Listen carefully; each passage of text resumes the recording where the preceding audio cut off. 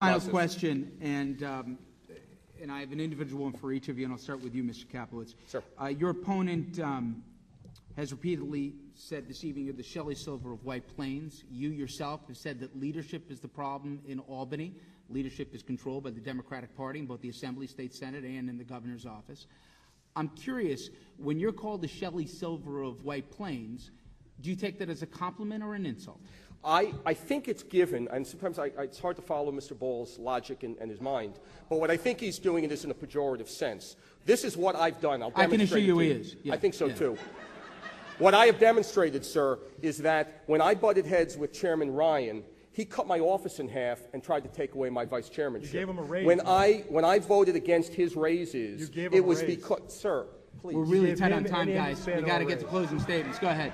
When I voted against his raises and all pays raises for myself, I didn't make a lot of friends. When County Executive Spano and I went butt-to-head on a number of issues, from suing an accounting firm over the medical center, to our early positions on Indian Point, to budgets year after year after year, to spending and other economic policies, I stood up, he stood up, but, sir, I was independent. And so when I go up to Albany, you know what? You got to work with everybody. And we're running for the Senate. He did a really bad, no excuses job in the Assembly. But, sir, I'm not going to comment on what that means. That's up to him. What I am going to comment on is my leadership, my demonstrated independence. I'm fiercely independent, and that's not changing. Okay, Greg, Mr. Ball, final question for you.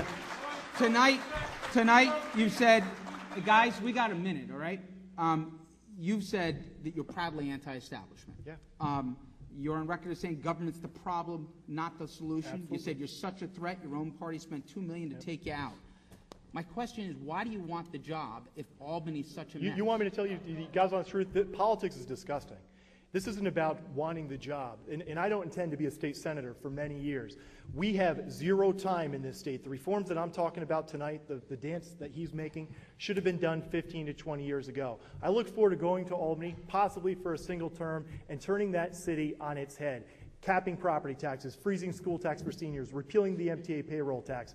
And it is going to take truly independent leadership. He talks about, sure, he had a deathbed conversion in the past year. He voted to give Andy Spano a raise. He rubber-stamped the affordable housing deal. He rubber-stamped over $1 billion in new spending. He increased taxes as chairman by over 84%. There wasn't a hoop that Andy Spano held up that this Sheldon Silver White Plains didn't jump through. He was the toy poodle for Bill Ryan and Andy Spano. And I have proven in my willingness to stand up to powerful people like Sheldon Silver, like Joe Bruno, who have then targeted me over the past 4 years, that when I arrive in that state senate. But will you try, if you get to the state senate, if the folks elect you, will you bring the same attitude you took to the Assembly, which you defined, you don't go across party lines, your own party leadership wasn't fond of you, how will you be an effective lawmaker if you don't have any friends? I am in the perfect, this district is absolutely. Please let the candidate answer. This district is in the perfect opportunity. I'm in a perfect opportunity that I have been, to this point, able to progress in politics with my integrity intact. My own party spent over $2 million against me. So I will arrive in Albany beholden to only the voters and the constituents and the taxpayers in this district. But as an assemblyman who stood up, I have learned some lessons. And I have learned as a young leader, and in me, they also have a leader who's willing to stand up, but who's also, with the scar tissue on my back, you don't have to fight every single battle. So I'll arrive in the state senate not only to fight, but to lead, not to be a toy poodle like my opponent. Now, we're at the end of the program. We have closing statements, and per the coin flip, if I can get that out, the first closing statement will be delivered by Mr. Kaplowitz, and you have 2 minutes. Ladies and gentlemen, this is a job interview. And you watching, who have a chance to vote in the 40th Senate of Northern Westchester, Putnam, and Dutchess, have a choice. Very clear distinctions between the two of us. Appreciate the opportunity as a small business owner to meet with the Westchester County Association. I'm quoting Tom Libis, who said, and he's the Binghamton second-in-charge Republican, said earlier this year, quote, "I'm very concerned about Greg Ball's personal behavior in the past. I'm not sure he represents the kind of character or individual we want to be supporting. You cannot portray this playground, third grade, kick sand in someone's face on personality. You can be passionate about issues. You can want to mobilize the concerns and the fear, but you can't do it in a way in the legislature. It does not work." Ladies and gentlemen, I'm running for New York State Senate. If you're happy with the way things are, if you like the fact that the economy, jobs, taxes, New York is not working, you have your incumbent. Vote for Assemblyman Greg Ball.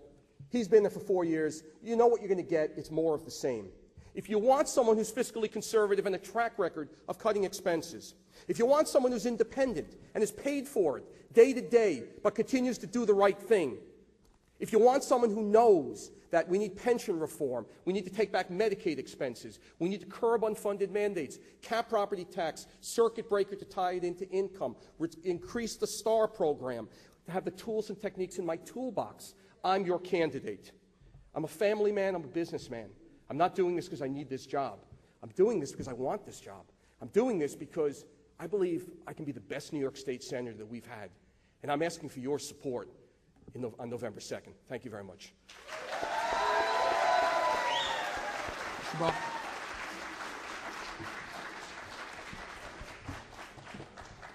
And that's the talk from Tax Hike Mike, and here's the bill. $10 billion in bloated budgets, $60 million federal low-income housing disaster, $400 million in new taxes, new patronage and salaries for Andy Spano and Boss Ryan, who he conveniently is now against because he's in a hot political race, and annual legislative staff increases of $2.2 million. I'm glad that he had a deathbed conversion tonight, but New York State is on the deathbed.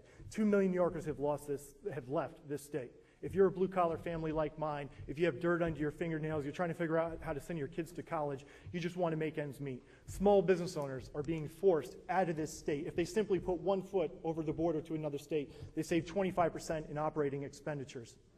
Working families are like hamsters in a wheel, driving the kids to practice, but unable to realize how they're going to save for college. And we have seniors that are being taxed out of their communities and the homes that they love. Tax Hike Mike, when you were the chairman of the legislature, I was serving my country in the United States Air Force. To call me a career politician is beyond review. The reality is that I have been in this office. I have fought as a consummate outsider. I want to see real change, not just window dressing. We do not need another politician who holds great press conferences in the district, but then goes to Albany and becomes part of the club. This isn't about playing nice in the sandbox, playing golf with Sheldon Silver, going out to dinners with the leadership. This is about electing an individual who has a track record and a willingness to stand up. It has to go beyond a press release. It has to go beyond a debate. It has to go beyond an editorial room board meeting. He can talk the game. I've been living the fight. For 4 years, I've had your back, fighting against the dysfunction in Albany. I'm asking you to have mine. And together, we will turn Albany on its head, and we will get this state back on track. You deserve nothing less. All right. Well, that is about all the time we have. Certainly a lot of passion here tonight, maybe a few answers, and an audience who did not behave themselves with the clapping and the booing. For Karen McBride, for the folks at WCA, RNN, and their good friends over down at college, thank you very much. And this much we can agree on. Whoever you're pulling for, go out and vote in November. Thank you very much for joining us.